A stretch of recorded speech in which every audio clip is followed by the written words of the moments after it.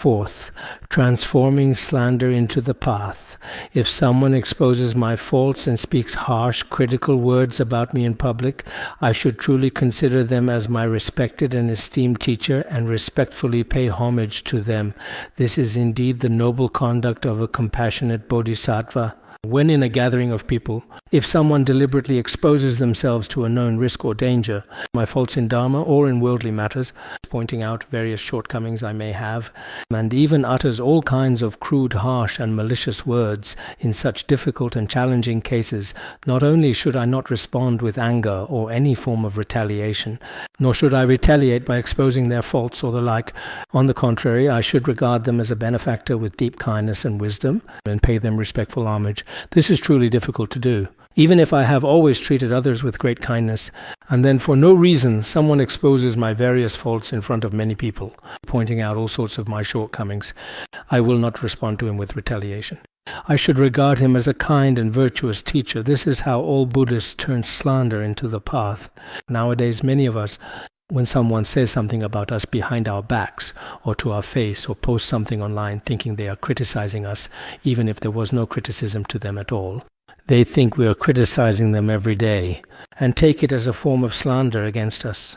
But for true practitioners, when others truly slander you, it is actually a very significant and important matter indeed. In the way of the Bodhisattva, it is also said, if someone slanders me, what is there to be sad about? If someone praises me, what is there to be happy about? Whether someone praises or criticizes me, what is there to be upset or delighted about? If someone praises me, what is there to worry about in criticism? Because not everyone in the world will slander me.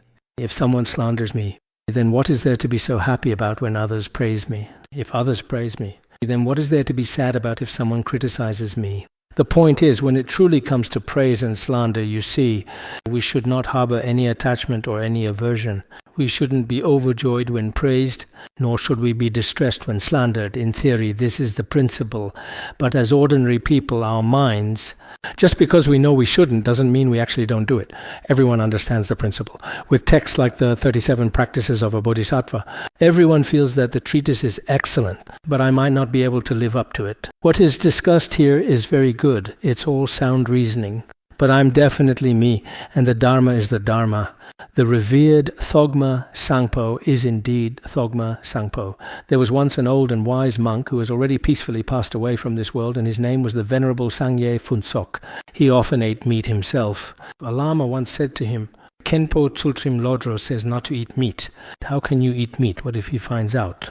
And then he replied, so what if he knows? If I were a vegetarian, I wouldn't be called Sangye Phuntsok. I'd be called Tsultrim Lodro. I am simply who I am indeed, and he is truly who he is, quite frankly. It's just like that. So for us, of course the great Dromtonpa can do it well. Of course the venerable Thogme Sangpo can do it well. Of course the noble Bodhisattva Shantideva can do it well. Shantideva is Shantideva, and I am who I am. Many people still have some difficulty with the connection between the Dharma and a person's mind. It's still somewhat challenging, isn't it? We shouldn't have greed or anger, but it's very difficult. If there is no harm, patience cannot arise. If there are enemies, they bring merit of patience. Since it is a cause for accumulating merit, how can it be called an obstacle to merit? Because if there is no harm, it is truly impossible for genuine patience to arise. If there are no enemies, it is indeed impossible to rely on these enemies to cultivate spiritual merit. So we absolutely cannot call the causes of such merit obstacles. Only by truly relying on very intense anger can we cultivate a deep sense of strong patience. Therefore, enemies are the cause for patience and should be honored just like the true Dharma. Enemies are just like the true Dharma. Enemies are just like my teachers. We should understand that when someone exposes our faults with anger and hatred and acts in ways that are extremely hard to endure, in fact, there is no difference between that and the teacher or the Dharma instructions. Once we recognize that it is the teacher and the supreme Dharma instructions, we should repay them with respect rather than respond with anger. It is also stated in the way of the Bodhisattva, praise causes the mind to become distracted and destroys the mind of renunciation. Words of praise. Sometimes when we hear praise in our class, we become extremely happy. Winning an award makes us extremely happy. But in fact, it makes your mind easily distracted. If others slander you, You develop a sense of renunciation toward all of samsara and a sense of renunciation toward the entire world. It causes jealousy toward the virtuous and destroys perfect deeds. This clearly illustrates the inherent faults of being overly attached to praise and the like. Again, in the way of the Bodhisattva, it is also explicitly said, therefore, if someone truly wishes to harm my reputation, isn't that actually protecting me? If someone slanders you and destroys your reputation, that is saving me. It prevents me from falling into lower realms. If I had a good reputation, I would be celebrated everywhere and might not listen to anyone at all. But because others slander me, in the end I fall from grace. If I have absolutely no reputation at all, then that is actually very good for my practice. When we hear this, it all sounds quite reasonable, but once our reputation is damaged, we don't truly know if we can adequately remember these important principles. Others often say, I steal things. Others frequently say, my practice is quite poor. Others consistently criticize me. We ordinary people truly are no different from children. This shows that praise and the like can become obstacles. In reality, it prevents us from falling into lower realms. In addition, Atisha Venerable said this, exposing faults is most excellent teacher. Hitting the key point is the most excellent instruction. It seems this is mentioned in the words of my perfect teacher. If others point out your faults, that is a good teacher. If they hit your weak spots, in actual fact, that is a profound teaching. Our enemies, the demons, and any illness are the most excellent encouragement for our spiritual practice. If you have enemies or even demons, illness, or any adverse conditions, you might become more diligent in your spiritual practice, and the benefit is truly immense. This profound truth is also clearly stated in the Treasury of Pith instructions. Venerable Shakya also once said this to his disciples who had come to truly rely on him. He stated, I only expose faults and imperfections. If you can genuinely endure this rigorous process, then you are welcome to stay here. Otherwise, you should seriously consider leaving early. Generally, it might seem that this teacher's personality is rather unique, right? I only expose faults. If you can indeed endure it, then stay.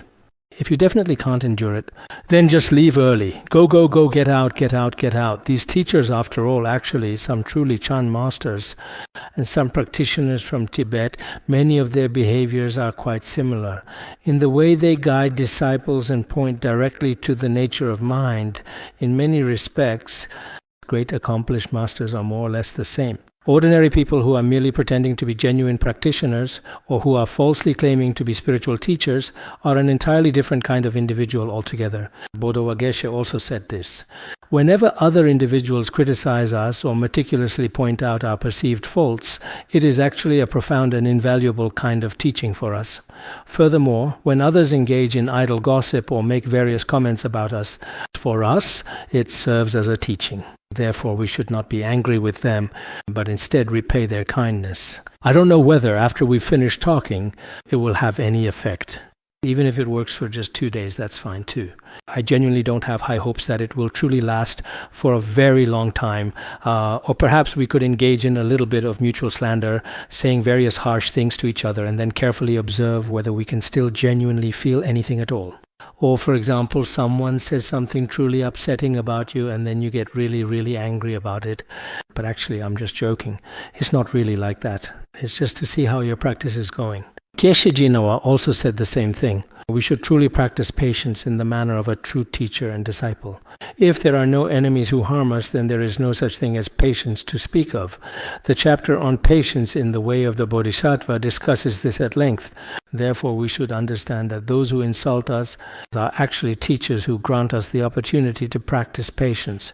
We should feel joy and gratitude toward them. If others often harm you, if others frequently create obstacles for you or slander you in front of others, some people may be like this due to past life connections. We'll discuss this later. Some of it may be karmic retribution from past lives.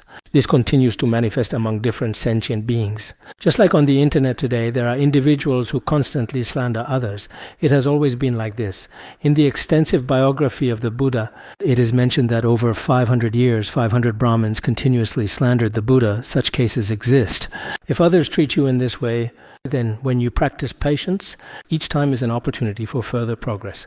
In fact, some Khenpos in our institute often practice patience. No matter how others slander them, whether it's attacks online or things that are said face to face or in front of a large crowd, especially now with all kinds kinds of WeChat platforms and all sorts of things said on those platforms, they simply don't really take it as anything truly very significant at all. If a mosquito actually bites them, they might just blow it away. But when it comes to these things, they don't treat them as anything at all. Actually, this is how it really is. Some of our Dharma teachers are like, what should I do? People are talking about me online. What should I do? What should I do? If others find out I'm finished, they get really, really especially worried. On the one hand, we might indeed feel that it's really quite bad for our overall reputation to be significantly damaged. But from another perspective, there really isn't anything substantial to be attached to, is there? Even someone as great as Shakyamuni Buddha, such an accomplished being, there is almost truly no one quite like him in this entire world. But even so, there were still people who acted like this toward him. So all the more so for us ordinary people. So you see, what is being said here is the same. When others insult you, this is actually a truly very good teacher indeed, quite so. The teacher is coming, the teacher is coming. Nowadays, many people are very happy with the teacher. But when others slander you, you feel very unhappy. But in reality, he is a true teacher. Take a look at yourselves.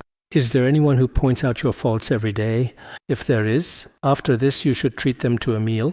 Visualize yourself as a disciple who endures and practices patience. You really shouldn't feel any anger at all. Let's just stop right here for today's session.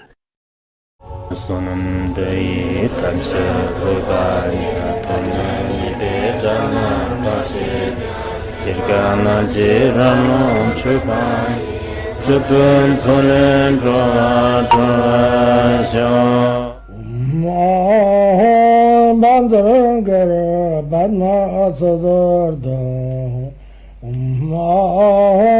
Bandharangara Badma Sodargye